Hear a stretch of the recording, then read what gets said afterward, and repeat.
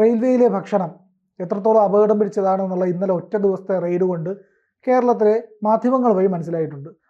അതിന് മുൻപേ തന്നെ നമുക്കെല്ലാവർക്കും കഴിച്ചവർക്കെല്ലാം മനസ്സിലായിട്ടുണ്ട് എത്രത്തോളം ശോച്യാവസ്ഥയിലാണ് റെയിൽവേയിൽ നൽകുന്ന ഭക്ഷണം എന്നുള്ളത്.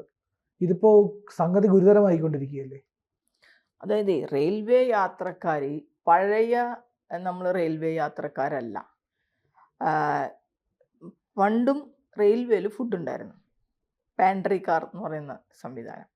അവിടെ നമ്മൾ റെയിൽവേയിൽ ഇപ്പോൾ ടിക്കറ്റ് എടുക്കുമ്പോൾ അവിടെ ഭക്ഷണമില്ലാത്ത ടിക്കറ്റാണ് നമുക്കുണ്ടായിരുന്നത്. എന്നിട്ട് പാൻട്രിക്കാർ വരുമ്പോൾ നമുക്ക് ആവശ്യമുള്ള ഫുഡ് നമ്മൾ അവിടെ നിന്ന് ബുക്ക് ചെയ്യുകയായിരുന്നു പതിവ്. അത് ട്രെയിനിൻ്റെ ഉള്ളിൽ തന്നെയാണ് ആ പാൻട്രി സംവിധാനം വർക്ക് ചെയ്തുകൊണ്ടിരുന്നത്. അപ്പോൾ ഇവിടെ പുതിയ സംവിധാനങ്ങളായിട്ട് ബന്ധപ്പെട്ടുകൊണ്ട് റെയിൽവേ ടിക്കറ്റിനോടൊപ്പമാണ് ഫുഡ് ബുക്കിംഗ് എടുക്കുന്നത്.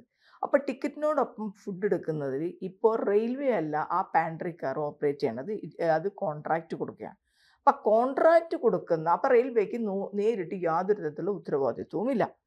അതാണ് ആ ഫുഡിൻ്റെ ഏറ്റവും വലിയ പ്രശ്നം. മറ്റത് പാൻട്രിക്കാർ ട്രെയിനിൻ്റെ ഉള്ളിൽ റെയിൽവേയുടെ നടത്തിക്കൊണ്ടിരുന്നത്, റെയിൽവേയുടെ ക്യാൻറ്റീൻ സംവിധാനം, റെയിൽവേക്ക് അതുമ്പോൾ റെസ്പോൺസിബിലിറ്റി ഉണ്ടാവുകയാണ്.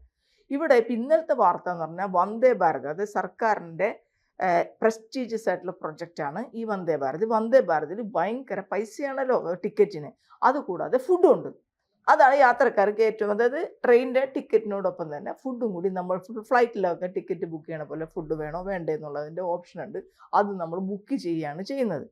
അപ്പോൾ അതിനാണ് ഇന്നലെ ആശ്ചര്യം എന്ന് പറയട്ടെ, കൊച്ചി കോർപ്പറേഷൻ്റെ ഹെൽത്ത് വിഭാഗം പോയിട്ടാണ് അവിടെ അത് റെയിൽവേയിലേക്ക് ഭക്ഷണം വിതരണം ചെയ്യുന്ന ഏജൻസിയുടെ കട, അത് വിത്തൗട്ട് ലൈസൻസ് കൊച്ചി കോർപ്പറേഷനിൽ പ്രവർത്തിക്കുകയാണ്. അവിടെ നിന്നും ധാരാളം ഭക്ഷ്യവസ്തുക്കൾ പിടിച്ചെടുക്കുകയാണ്.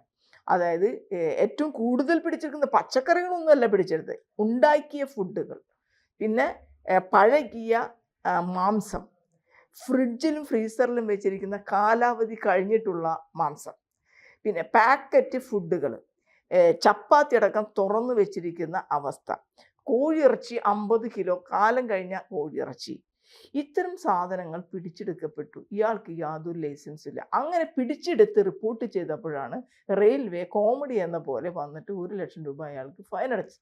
റെയിൽവേ ഇക്കാലം എത്രയും എവിടെയായിരുന്നു? ഈ ആൾ ഈ ഫുഡ് എവിടെ പ്രിപ്പയർ ചെയ്യുന്നു, എങ്ങനെ വിതരണം ചെയ്യുന്നു, എന്താണ് അതിൻ്റെ ക്വാളിറ്റി, ഇത് റെയിൽവേയിൽ ഇതുവരെ ചെക്ക് ചെയ്തിട്ടില്ല എന്നതിൻ്റെ ഉദാഹരണമാണ് ഈ കൊച്ചി കോർപ്പറേഷൻ്റെ പരിധിയിൽ ഒരു കടയിലിരുന്ന് അദ്ദേഹത്തിന് ഇത് വിൽക്കാനായിട്ട് കഴിയുന്നത്. അപ്പോൾ ഇപ്പം നമ്മൾ അതിൻ്റെ വിശദ വിവരങ്ങൾ നോക്കുമ്പോൾ ഇതിൽ ഒരാളുടെയും പരിശോധനയില്ല.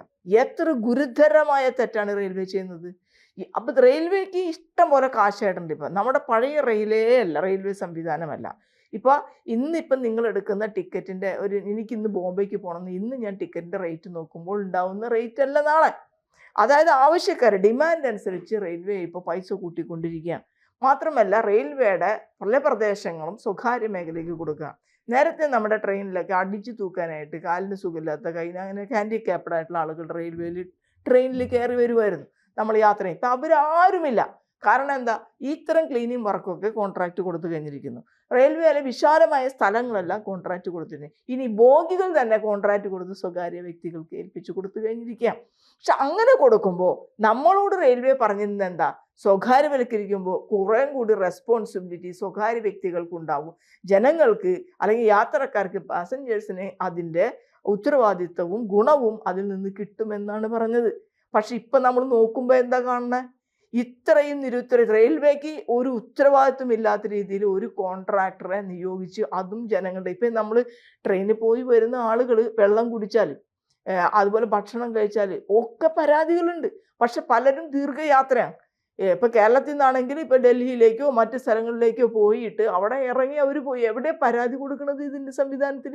ഈ കോൺട്രാക്ടർ ഇത്തരത്തിലുള്ള ഒരു തെറ്റ് ചെയ്ത് ഇതുകൊണ്ടാണ് നമ്മുടെ റെയിൽവേന്ന് കഴിച്ച ഫുഡ് കൊണ്ടാണ് പ്രശ്നമുണ്ടായെങ്കിൽ അത് നമ്മൾക്ക് കണ്ടുപിടിക്കാനോ അവിടെ റിപ്പോർട്ട് ചെയ്യാനോ പരാതി കൊടുക്കാനോ ഒരു സ്ഥലമില്ല റെയിൽവേയിൽ. അപ്പോൾ അതീവ ഗുരുതരമായ ജനങ്ങളെ എന്നുവെച്ചാൽ ലക്ഷക്കണക്കിന് മനുഷ്യർ യാത്ര ചെയ്യുന്ന ആ സംവിധാനത്തിന് ആ മനുഷ്യരുടെ ജീവനും ജീവിതവും വെച്ചുള്ള കളിയാണ്. കാരണം ഫുഡ് പോയ്സണിങ്ങിൽ ആളുകൾ തട്ടി തന്നെ പോകും, മരിച്ചു പോകും. മനസ്സിലായി. മാത്രമല്ല അവർ എന്ത് പർപ്പസിനാണോ അവർ യാത്ര ചെയ്യുന്നത്, ആ യാത്രയൊന്നും അവർക്ക് കറക്റ്റായിട്ട് ചെയ്യാൻ പറ്റണമെന്നില്ല. മനസ്സിലായി. അത് അത്രയും ഗുരുതരമായ ഒരു വിഷയമാണത്. ആരും തന്നെ ഇതിൽ ശ്രദ്ധിച്ചില്ല എന്ന് പറയുന്നത്. ഇപ്പോൾ ഇവർ യാദൃശ്ചികമായി പരിശോധിച്ചപ്പോൾ കിട്ടിയതാണ് ഈ കാര്യങ്ങൾ. എത്രയോ നാളുകളായിട്ട് അയാൾ അത് തുടർന്നു. ഒരു ട്രെയിനിലെ വിവരമാണത്. ഒരു ട്രെയിനിലെ ഒരു കോൺട്രാക്ടറുടെ വിവരം മാത്രമാണ് നമുക്ക് കിട്ടിയത്. ബാക്കിയുള്ള ആളുകൾക്ക് നമുക്കറിയേണ്ടത്, റെയിൽവേയോട് ചോദിക്കാനുള്ളത്, ഇങ്ങനെ വിതരണം ചെയ്യുന്ന ആളുകളെ സ്ക്രൂട്ടിനി നടത്താനും എന്തെങ്കിലും ഒരു സംവിധാനം റെയിൽവേയിലുണ്ടോ? അവർ കോൺട്രാക്ട് കൊടുത്തു, ആ കോൺട്രാക്ടറെ സ്ക്രൂട്ടിനി നടത്താനോ അവർ ചെയ്യുന്ന ഭക്ഷ്യവസ്തുക്കൾ ശരിയായ രീതിയിലാണോ നല്ലതാണോ കൊടുക്കുന്നതിന് പരിശോധിക്കാനുള്ള സംവിധാനം റെയിൽവേയിലുണ്ടോ? അങ്ങനെ ചെയ്യാത്തതാണ് റെയിൽവേയുടെ ഏറ്റവും വലിയ തകരാറും ഇറസ്പോൺസിബിലിറ്റിയും നെഗ്ലിജൻസും. ശരിക്കും ഇതിൻ്റെ ഉത്തരവാദിത്തം ആർക്കെങ്കിലും ഇതുമായി ബന്ധപ്പെട്ടുകൊണ്ട് പ്രശ്നമുണ്ടെങ്കിൽ ഇന്ന ആളെ വിളിക്കാമെന്ന് പോലും നമുക്ക് റെയിൽവേയിൽ ഒരു സ്ഥലത്ത് എഴുതി വെച്ചതായിട്ട് നമുക്ക് കാണില്ല, ഇൻഫർമേഷൻ ഇല്ല. ഇത് ഗുരുതരമായിട്ടുള്ള റെയിൽവേയുടെ വീഴ്ചയാണ്. കോൺട്രാക്ടർ ഇതിനൊക്കെ കോൺട്രാക്ടറെ സംബന്ധിച്ച് ആൾക്കൊരു പ്രശ്നമില്ല, ആൾക്ക് ഇതിൻ്റെ റെസ്പോൺസിബിലിറ്റി ആൾ നോക്കുന്ന പോലും ഉണ്ടാവില്ല. കാരണം ഇത് കോൺട്രാക്ട് എന്നൊക്കെ പറഞ്ഞാൽ കോടികളുടെ കോൺട്രാക്റ്റ് ആയിരിക്കും. അത് പിന്നെ സബ് കൊടുത്ത് അതിനെ പിന്നെ സബ് കൊടുത്ത് അങ്ങനെയായിരിക്കും ഇതൊക്കെ വർക്ക് ചെയ്യുന്നുണ്ടാവുക. അല്ലാണ്ട് ഒരു സ്ഥലത്ത് എല്ലാം കൂടി പ്രിപ്പയർ ചെയ്യുന്ന ഒരു സംവിധാനമല്ല. പാൻട്രി ആയിരുന്നപ്പോഴത്തെ ഗുണം എന്താ? ട്രെയിൻ ഓടിക്കൊണ്ടിരിക്കുന്ന സമയത്ത് തന്നെ അവിടെ വെച്ച് ഫ്രഷായിട്ട് ചൂടായിട്ട് ഈ സാധനം ഉണ്ടാക്കി അതാണ് വിതരണം ചെയ്യുന്നത്. ചൂടായിട്ട് ഏതൊരു ഉൽപ്പന്നം കൊടുക്കുന്നതിൽ എന്തായാലും നമുക്ക് ഈ ഇത്തരം ബാക്ടീരിയ വൈറസൊക്കെ കുറവായിരിക്കുമല്ലോ. ആ ഒരു സുരക്ഷിതത്വം റെയിൽവേ കളഞ്ഞു കുളിച്ചു എന്നതാണ്. അത് ഇതിന്റെ സ്വകാര്യവൽക്കരണമായിട്ട് ബന്ധപ്പെട്ടുണ്ടായി. പക്ഷെ ആ സ്വകാര്യവൽക്കരണത്തിനകത്ത് എനിക്കൊരു ചെറിയ വിയോജിപ്പുള്ളതെന്ന് വെച്ചാൽ, നമ്മൾ മുമ്പ് കയറുമ്പോഴത്തേക്കും ആദ്യത്തെ 1 മുതൽ 10 വരെയുള്ള സീറ്റുകൾ ബുക്ക് ചെയ്യാൻ നോക്കില്ലായിരുന്നു. പിന്നെ 90 മുതൽ 100 വരെയുള്ളത്. കാരണം എന്ന് പറഞ്ഞു കഴിഞ്ഞാൽ ഒരു ബോഗിയുടെ 2 അറ്റങ്ങളിലാണെങ്കിൽ ആ ബാത്റൂമിൻ്റെ സ്മെല്ല് കൊണ്ട് സഹിക്കാൻ പറ്റില്ല.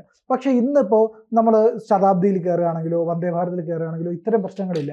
വളരെ ശുചിയായി, അതിൽ വൃത്തിയായിട്ടുള്ള. അപ്പൊ നിങ്ങൾ വന്ദേ ഭാരതിനെയും ശതാബ്ദിയും അതാണ് നിങ്ങൾ പറയുന്ന സാധാരണ ട്രെയിനുകളുടെ അവസ്ഥയ്ക്ക് യാതൊരു മെച്ചം ഉണ്ടായതായിട്ട് എനിക്കറിയില്ല. ഞാൻ എല്ലാ ദിവസവും പല സ്ഥലങ്ങളിൽ കേസിനും മറ്റും പോകുന്ന ഒരു ട്രെയിനിലും ഈ പറഞ്ഞ ഞാൻ കണ്ടിട്ടില്ല.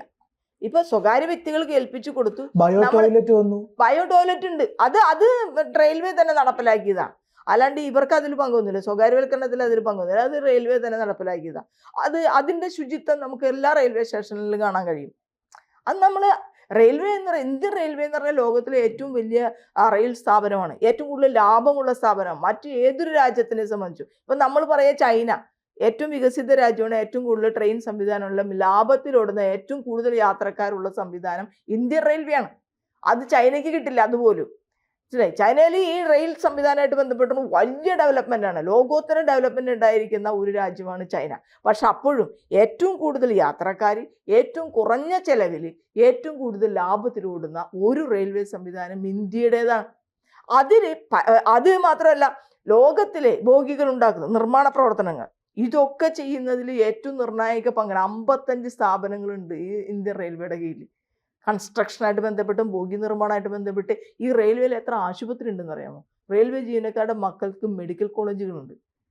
അപ്പം അത് ലാഭകരമാവട്ടെ എന്ന് തന്നെയാണ് നമ്മൾ ആഗ്രഹിക്കുന്നത്. പക്ഷെ അപ്പോഴും മനുഷ്യരുടെ ജീവന് ഭയങ്കര വില കൊടുക്കണം.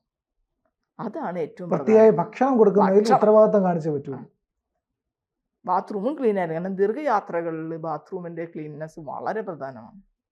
കൂടുതൽ വാർത്തകളും വിശേഷങ്ങളും നിങ്ങളിലേക്ക് എത്താൻ ABC മലയാളം സബ്സ്ക്രൈബ് ചെയ്യുക, ബെൽ ബട്ടണും അമർത്തുക.